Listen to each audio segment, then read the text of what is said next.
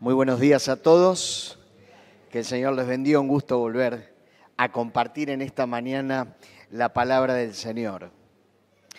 En cierto momento de su ministerio, el Señor Jesús contó dos de sus más breves parábolas, a través de las cuales nos dejó una importante enseñanza.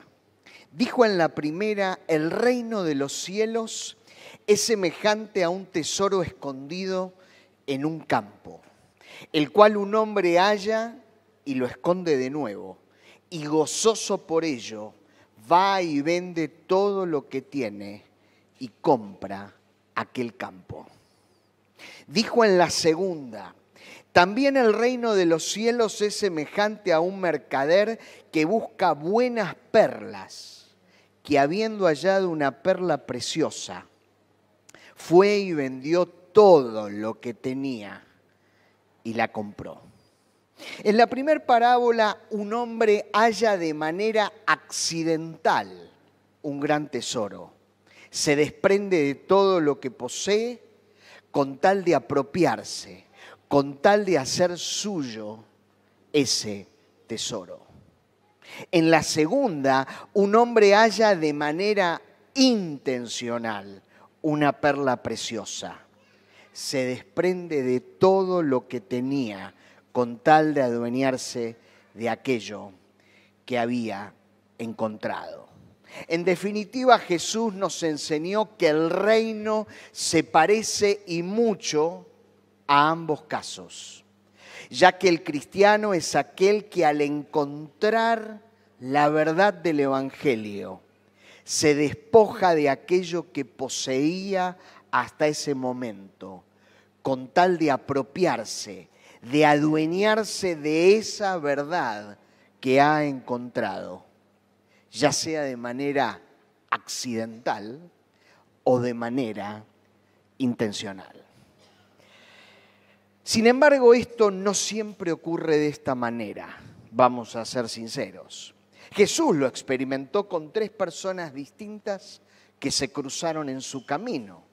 Uno le dijo a Jesús en el camino: Señor, te seguiré a donde quiera que vayas.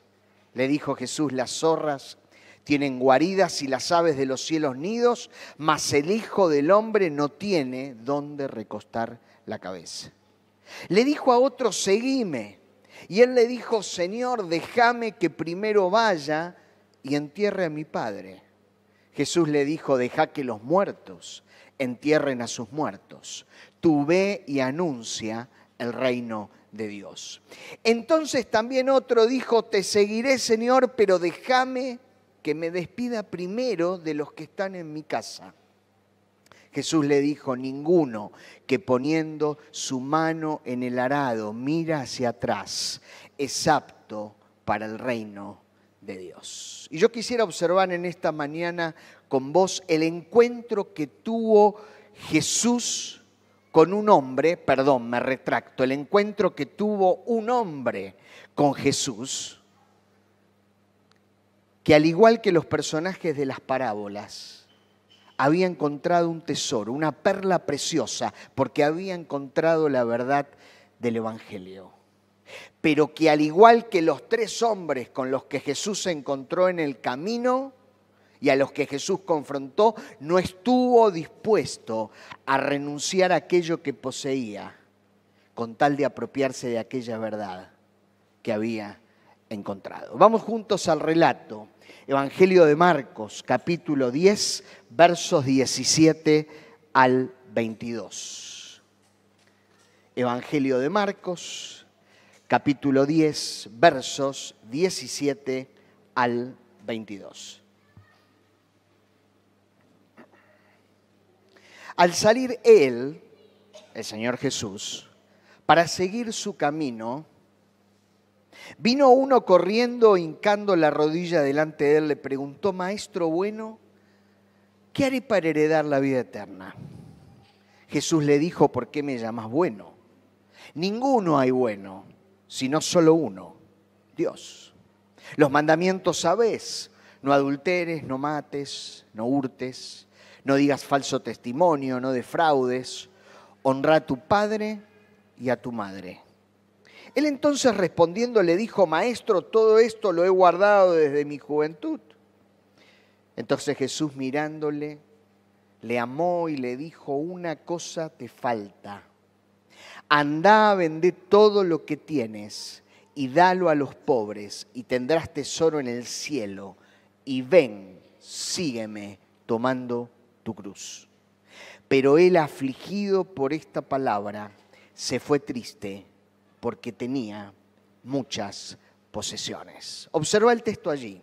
Comienza diciendo que vino uno.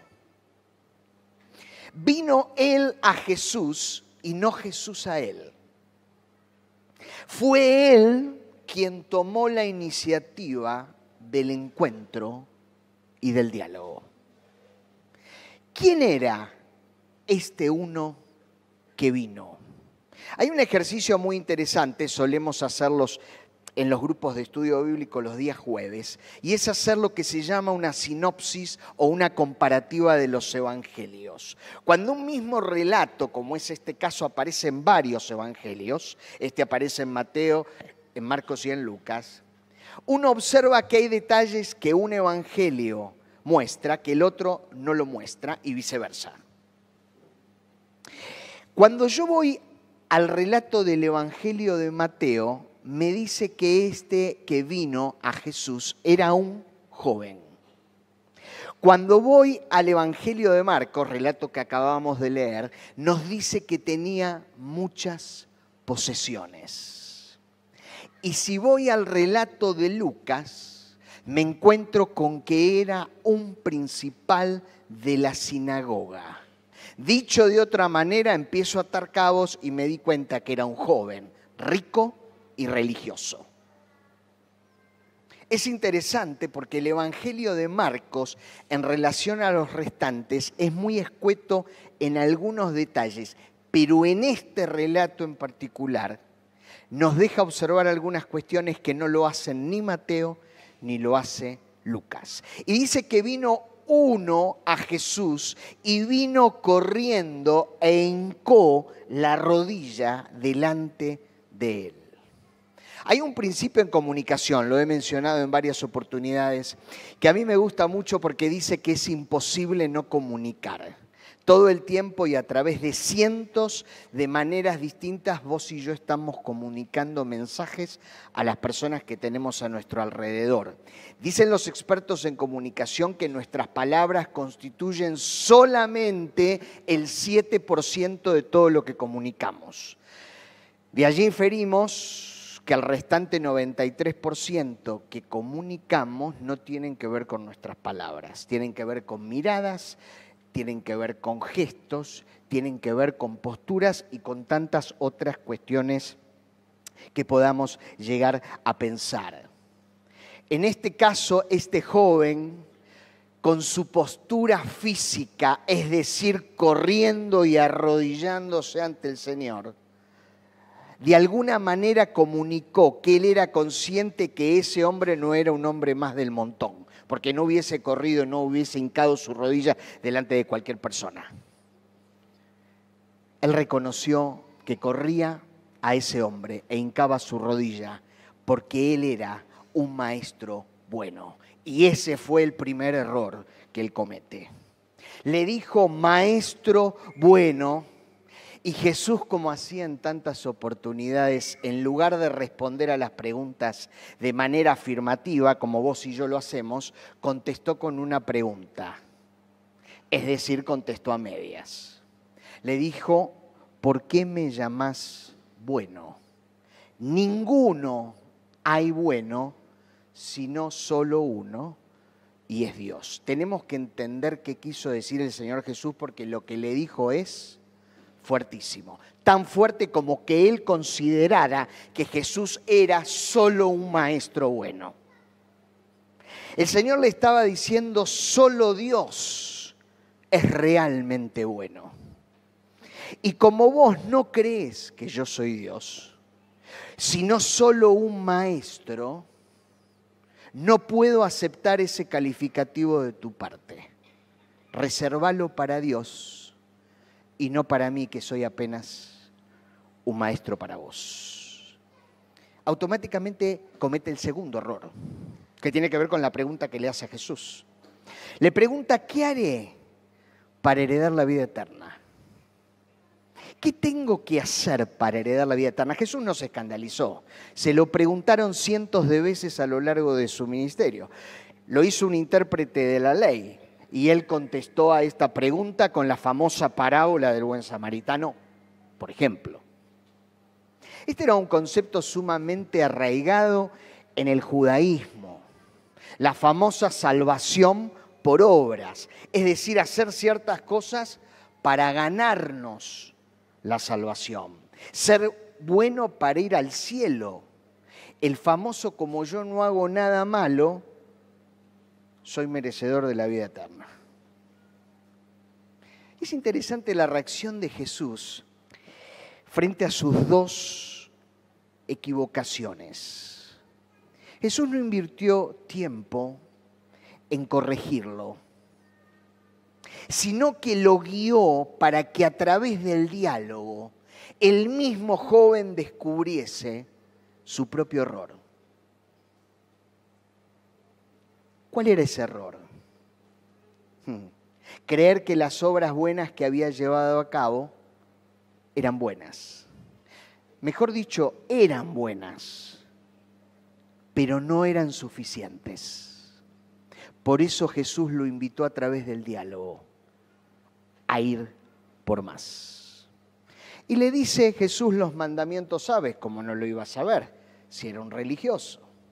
No adulteres, no mates, no hurtes, no digas falso testimonio, no defraudes, honra a tu padre y a tu madre. Y él automáticamente salta y le dice, maestro, ya no bueno, ¿eh?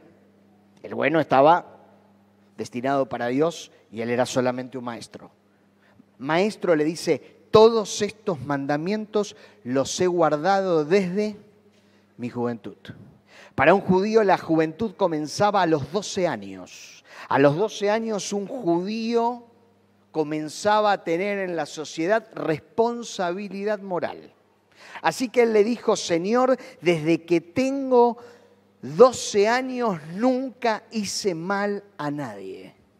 Ya alcancé la medida justa de bondad, de compasión y de ayuda, según determina nuestra propia ley, la ley judía. De alguna manera le estaba diciendo, cumplí con todo aquello que se espera de mí. Y como en tantos diálogos que Jesús mantuvo, aquí podría haber concluido el diálogo. Pero Jesús lo invitó a ir por más. Como decimos popularmente, Jesús redobló la apuesta e hizo tres cosas. Tres cosas que solo el Evangelio de Marcos señala y no lo hace ni Mateo ni lo hace Lucas. Dice que lo miró, dice que lo amó y que le dijo. Jesús mirándole.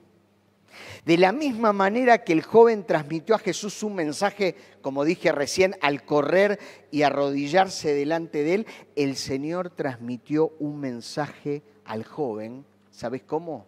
A través de su mirada. El famoso cantautor uruguayo Jorge Drexler dice, no digas nada, dices con la mirada más de lo que crees. No hace falta que digas ni una sola palabra. Tu mirada lo dice absolutamente todo. Y cuando lo miró, lo amó. Frente a la autosuficiencia del joven, frente a la percepción equivocada que tenía acerca de sí mismo, el Señor lo amó. Y con ese amor le dijo, te falta una cosa. Solamente una, ¿eh? Estás por buen camino, pero hay una cosa que te falta. Lo que hiciste hasta ahora fue bueno, pero no fue suficiente. Recorriste un largo trecho, pero te queda mucho por recorrer aún. Hay gente que está, dice Timothy Keller, perdido en su maldad. Pero hay gente que está perdida en su bondad también. Porque es buena. Es ética y moralmente extraordinaria, pero no sabe hacia dónde direccionar su vida. Jesús le dijo, andá y vende todo lo que tenés y dalo a los pobres. Dicho de otra manera, Jesús le dijo, despojate de todo aquello que aún siendo bueno en sí mismo, no te está permitiendo experimentar el hecho de que yo sea el primero en tu vida. Despojate, como dije el mes pasado, de las cosas buenas y que aún siendo buenas te pueden apartar de Dios. Claro que cuando observamos este relato, corremos un serio riesgo y es el de creer que solo lo material, solo aquello que yo consigo a través del dinero, puede constituir un impedimento para que el Señor sea el primero en mi vida.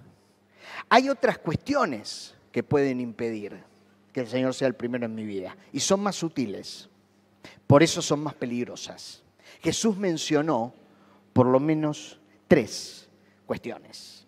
En cierto momento de su ministerio, las multitudes lo seguían.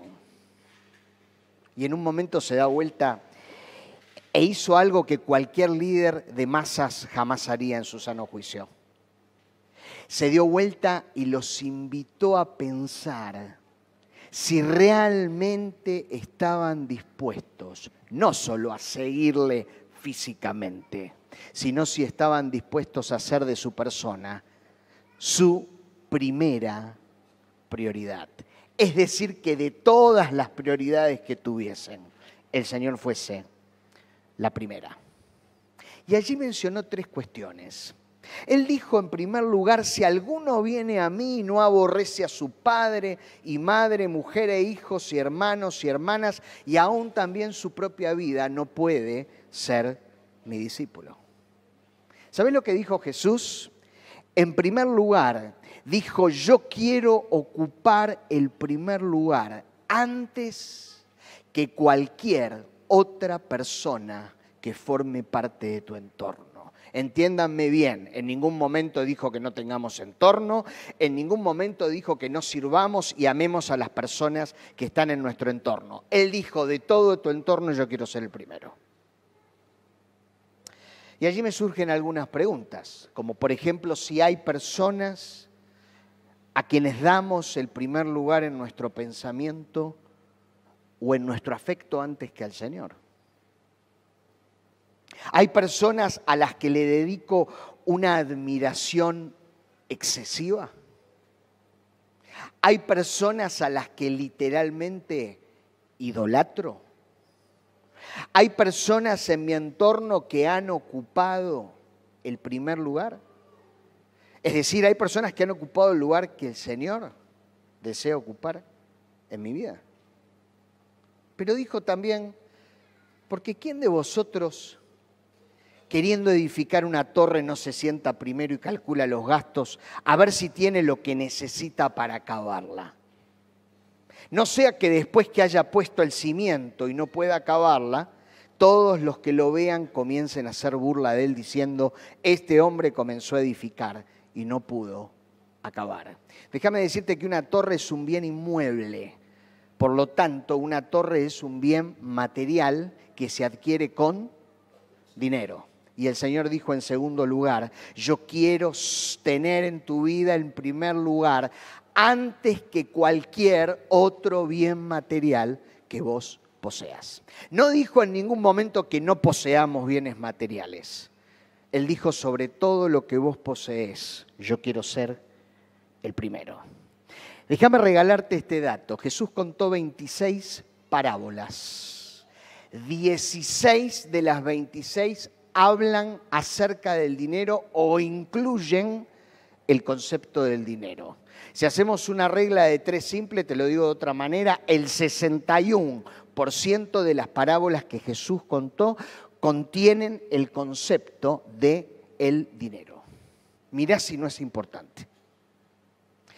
Pablo le dijo a su hijo espiritual Timoteo en una de las 2 cartas que le escribe, porque la raíz de todos los males es el amor al dinero. No dijo que la raíz de todos los males es el dinero. Dijo que la raíz de todos los males podría llegar a ser la actitud que vos y yo tengamos para con el dinero. El problema aparece cuando este ocupa el mismo lugar que el Señor quiere ocupar, que es el primero. El rey David dice algo que a mí me parece extraordinario. Dice en una frase muy corta dos grandes verdades. Dice, si se aumentan las riquezas, no pongas el corazón en ellas. Dos verdades. La primera es que vos y yo tenemos la chance de poder prosperar. Porque lo toma como una hipótesis. Si eso llega a suceder, puede suceder. En segundo lugar, si esto sucede, tené cuidado con qué actitud vas a tomar con aquello que poseas. Le preguntaron a un empresario argentino por qué no usaba reloj. Dijo, porque me apasionan. Perdón, le dice, ¿cómo? ¿Te apasionan y no usas reloj? Él le dice, te explico. Desde que nací me apasionaron los relojes y tuve todos los relojes que quise, todos. Reloj que quería, reloj que tenía en la muñeca. Llegó un momento que ya me dejaron de interesar. Dice un psicólogo especialista en conductas que está comprobado que cuando alguien adquiere algún bien material que deseó profundamente, la pasión por ese objeto dura, en el mejor de los casos, 3 meses. El Señor Jesús habló mucho acerca de estas cuestiones y dijo, no te hagas tesoros en la tierra donde la polilla y el orín corrompen y ladrones minan y hurtan. Permitime parafrasearlo, no pongas tu sentido de trascendencia en aquello que poseas. O, voy a hacer esta salvedad, en aquello que no tenés y que deseas profundamente. Vivimos en una sociedad que, entre otros mensajes, nos dice todo el tiempo, vos sos lo que tenés. En todo sentido. Vos sos lo que tenés. Yo voy a la palabra y el Señor Jesús dijo exactamente, pero todo lo opuesto. Terminó una de sus parábolas y terminó afirmando la vida del hombre no consiste en los bienes que éste posee. No dijo que el hombre no debe poseer bienes. Dice que los bienes de ninguna manera pueden determinar quién el hombre es. Y sigue diciendo Jesús, hacé tesoros en el cielo, donde ni la polilla ni el orín corrompen y donde ladrones no minan ni hurtan. Lo parafraseo, poné tu sentido de trascendencia en aquello que es eterno y que nada ni nadie te puede robar.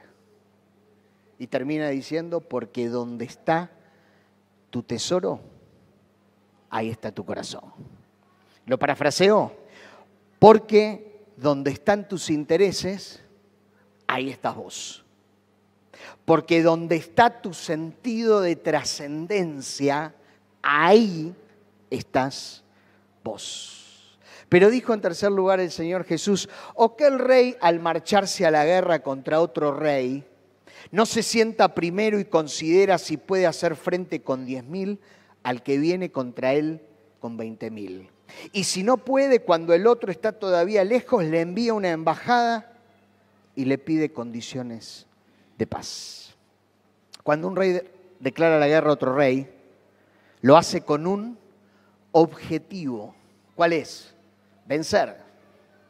Jesús dijo, yo quiero ocupar el primer lugar antes que cualquier otro objetivo de vida que vos tengas. No dijo Jesús que vos y yo no podamos tener objetivos, sino que de todos los objetivos que tengamos en la vida y que son sumamente lícitos, Él sea el primero.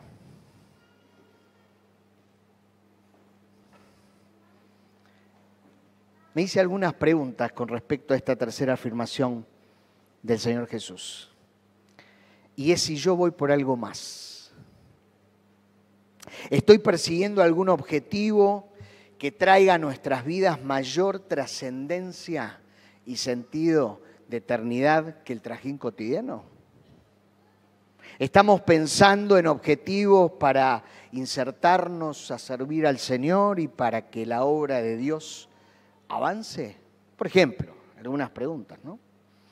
Marilina escribió una canción que a mí me encanta, que cantaban los chicos de 180 grados, que dice: por sus frutos, lo dijo Jesús, por sus frutos los conocerán, por las cosas que hagan o digan, por los sueños y las metas que tengan en la vida, por sus frutos los conocerán. A mí me lleva a hacerme una pregunta, ¿no? Cuando escucho esta verdad que Jesús citó una y otra vez, ¿no?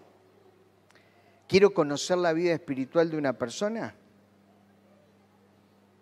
Pregúntale cuáles son sus sueños, cuáles son sus metas y pregúntale cuáles son sus objetivos. Y es probable que puedas vislumbrar dónde esa persona está parada espiritualmente. Jesús concluyó el relato de manera categórica y dijo: así pues, cualquiera de vosotros que no renuncie a todo lo que posee no puede ser mi discípulo. No hace falta explicar lo que Jesús dijo, ¿verdad? Categórico, terminante. Pero vuelvo al texto. Y el joven se afligió. Qué paradoja. Jesús lo invitó a ir por más. Y él se afligió. Se afligió y se fue triste, dice el texto, porque tenía muchas posesiones. Parece que tenía demasiadas cosas para perder si le decía que sí a la propuesta de Jesús. Alguien dijo que este joven continuó por el mismo camino por el que había llegado hasta ahí. El camino de la religiosidad.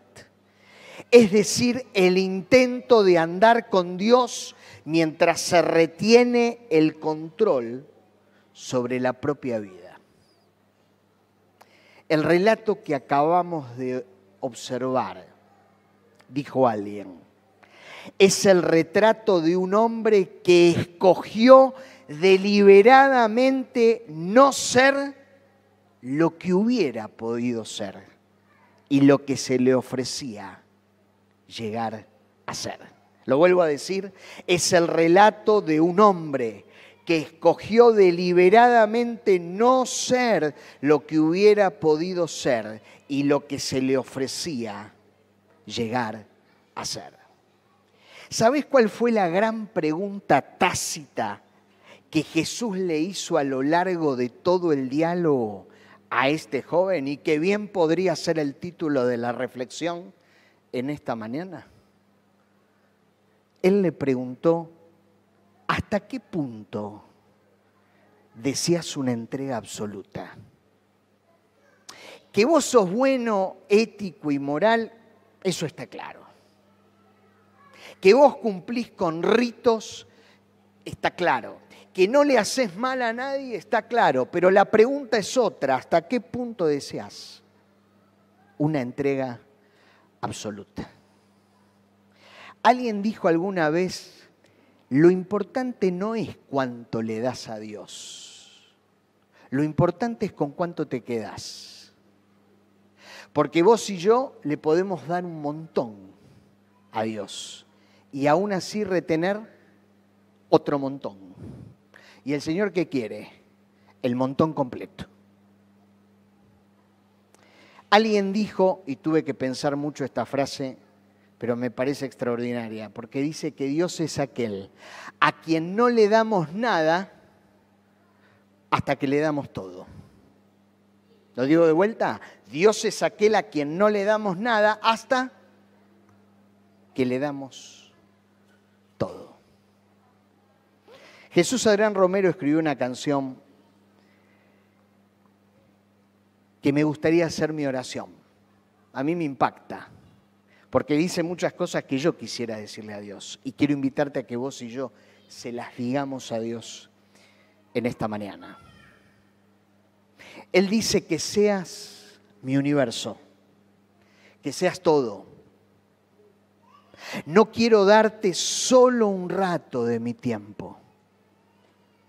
No quiero separarte un día solamente. Que seas mi universo. No quiero darte solo parte de mis años. Te quiero dueño de mi tiempo y de mi espacio. Que seas mi universo. No quiero hacer mi voluntad, quiero agradarte. Y cada sueño, cada objetivo que haya en mí, quiero entregarte. Que seas mi universo. Esa es nuestra oración, Señor, en esta mañana. Que seas todo en nosotros, absolutamente todo. Es nuestra oración.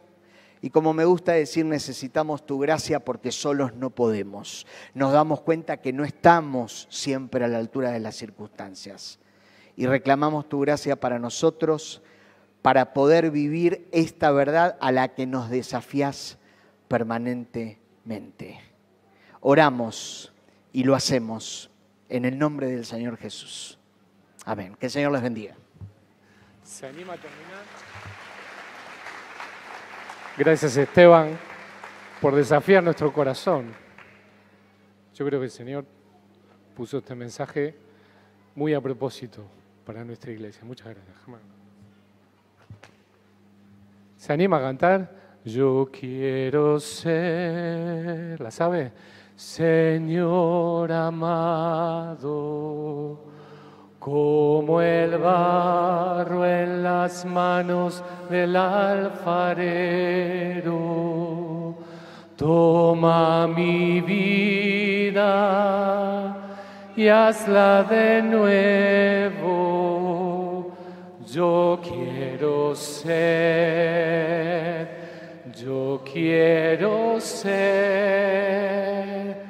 un vaso nuevo. Y déjenme terminar con esta idea. Esta semana escuchaba al pastor Mraida, un mensaje de hace como 4 meses atrás. Y él hablaba que como iglesia, nosotros, yo creo que usted me entiende, no somos ni como lo anterior ni como lo de ahora. Nosotros somos de un reino diferente.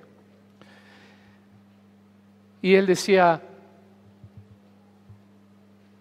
la corrupción es tan pecaminosa como la indiferencia y la desidia. Me partió el corazón, porque como cristianos no podemos meternos en ninguna corriente. Somos de un reino diferente, somos proféticos. Lo que hizo Esteban hoy es profético. Profético porque proclamamos la verdad de Dios, no porque predecimos el futuro. O sí, lo predecimos, Jesús viene pronto. Pero proclamamos las verdades de Jesús y eso es lo que hicimos durante toda esta mañana. Ponete de pie y volvé a cantar. Yo quiero ser, Señor amado, como el barro en las manos del alfarero. Toma mi vida y hazla de nuevo. Yo quiero ser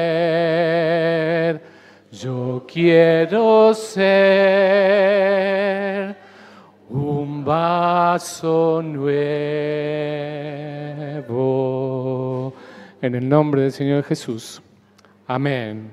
Date un abrazo en el nombre del Señor y anímate al amor y a las buenas obras.